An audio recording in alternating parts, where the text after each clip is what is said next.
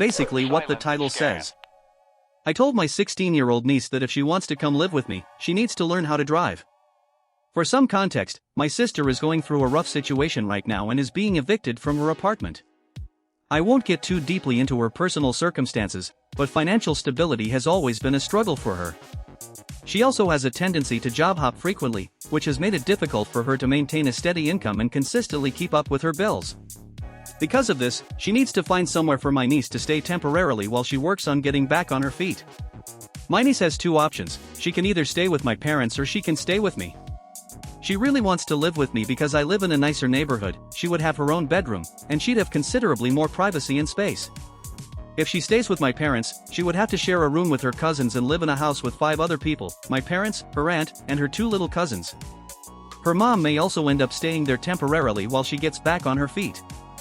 I told my niece that if she chooses to live with me, I will pay for her to go to driving school and buy her a car. I've actually been looking at a 2021 Toyota Corolla for her because I want to get her something reliable that she can hopefully keep for many years.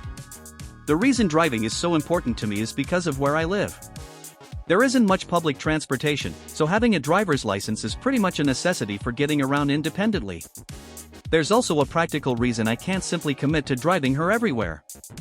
I'm a night nurse, and there are times when I can work up to 16-hour shifts. Her school is about 30 minutes from my house, so I would be worried about not being able to get her to school on time if I'm working a long shift.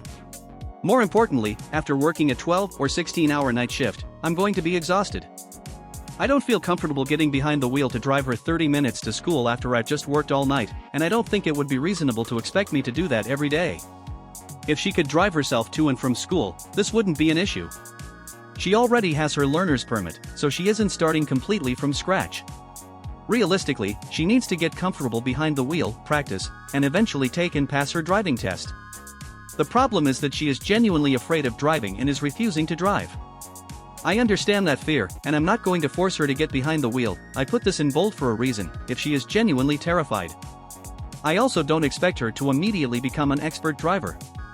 That's why I'm willing to pay for professional driving lessons so she can learn in a safe environment with an instructor. I've also tried giving her other options. I offered to let her transfer to a school closer to my house or consider online schooling, but she doesn't want to do either, and her mom doesn't really want to pull her out of her current school. So essentially, I'm telling her, I'm willing to give you a place to live, your own room, pay for driving school, and buy you a reliable car, but you need to eventually learn how to drive if you want to stay with me while continuing to attend your current school. I'm not trying to punish her or force her to drive because I think she should.